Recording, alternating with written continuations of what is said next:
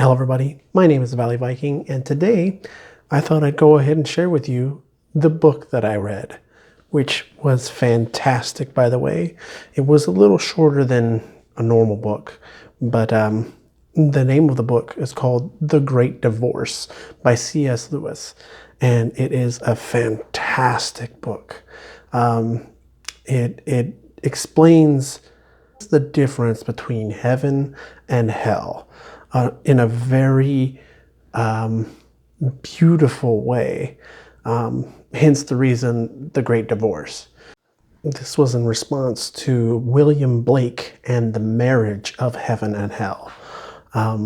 So C.S. Lewis says that the marriage of heaven and hell shouldn't really be exact, right? Because they can't consist each other. However, instead of the marriage, it is a divorce of both heaven and hell. He does an excellent job of storytelling in here.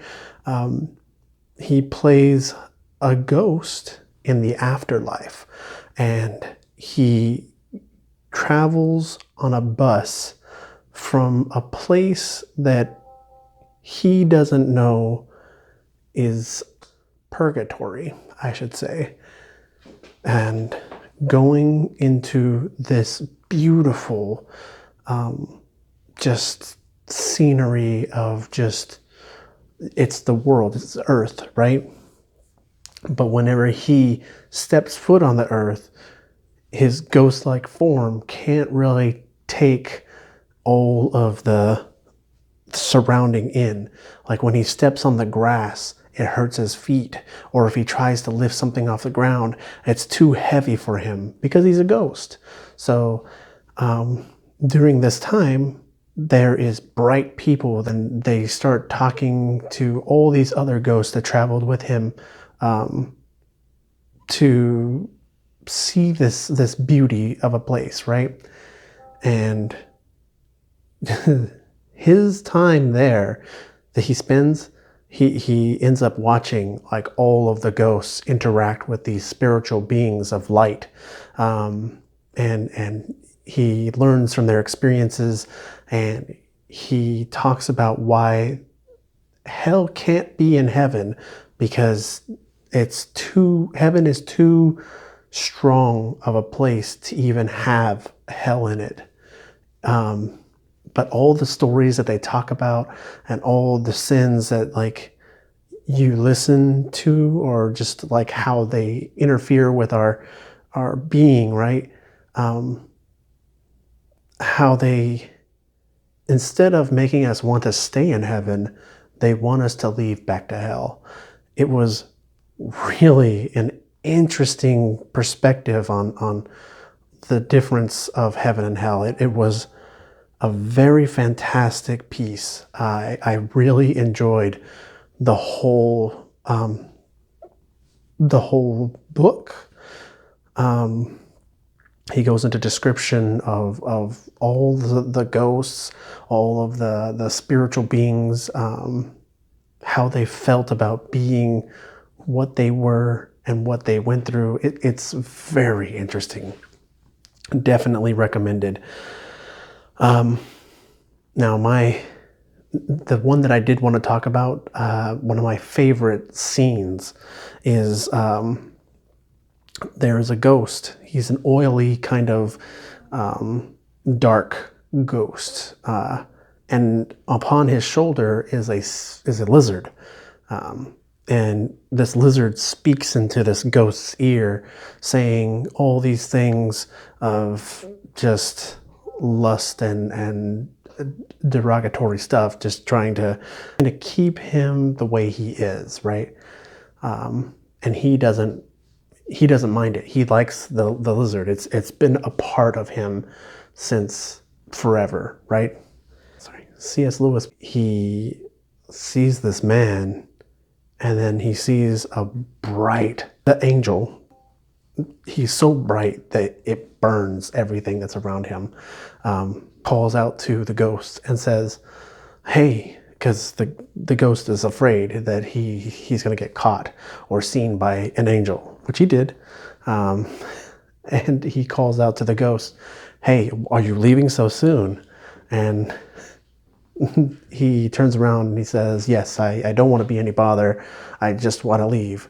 And he goes, "But, well, would you like to stay? Because I could help you stay if you just let me destroy that lizard that's on your shoulder." And he goes, "Oh, this? No, don't worry about this. That's nothing. I've already dealt with it forever." And he goes, "Can I destroy that?" And he goes, No, it's not a bother. He'll stop talking to me soon. It's okay." And he goes, "Can I destroy that?" And he goes, he inches closer to taking the lizard away from him, right? And the ghost is fearful because the lizard has become a part of his body. And he says, if you destroy it, you're going to destroy me, because it's a part of me. The angel says, "No, I'm not." And he says, "Can I destroy it?" And the ghost says, "No, it's going to hurt so much." And the angel says, "Of course it's going to hurt. I didn't say it wasn't going to hurt. I said that I'm going to destroy that lizard on your shoulder." And the ghost kind of fights with him for a little bit, and then finally the angel convinces the ghost to destroy the lizard. So he takes it, and the lizard is yelling profane things and just being very mad. And but the angel snuffs the lizard. It's no longer there, so he throws it away. And the ghost writhes in agony because it hurt so much. But then, instead of him being a ghost anymore, he begins to become more solid and becomes like a man, a very large, strong man. And the lizard itself turns into a horse, and the man begs, not begs, he thanks the angel for the mercy that he had shown him. And he hops onto this horse that is now a part of him better, and they ride off together. Let me just read this small little excerpt. C.S. Lewis was trying to understand the importance of seeing this, right? And he's seen the lizard turn into a stallion, and the man turn into a man, or the ghost into a man. And the angel asked him, did you learn anything from this? And C.S. Lewis said, I don't understand it at all.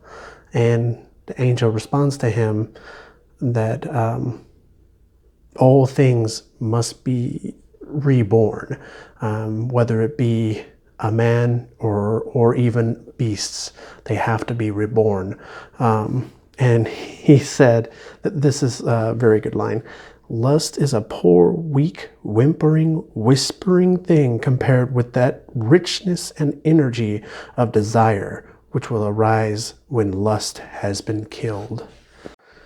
And then C.S. Lewis compares this to another story that happens and tries to understand it a little bit more, but the angel corrects him. Anyway, that happens to be one of my favorite stories that they talk about in that whole book. And the book goes into really great detail, and it talks so much about like the differences between heaven and hell, and why they can't really interact with each other. And it's a really, really imaginative story. I really enjoyed it. So recommend reading it.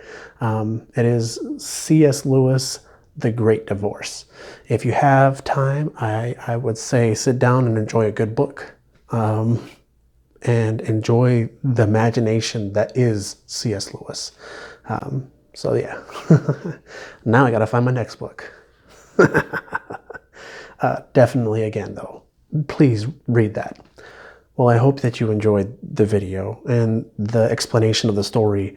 I really wanted to do like a skit for this, but I don't have like, I don't know what to do about it or how I would even do it. Thank you so much for watching. I hope that you had a great time watching this, and I hope to see you next time. So until that time, I will see you in the next video. Bye-bye. Oh, please like, comment, and subscribe down below. It would mean a lot. All right. Bye-bye.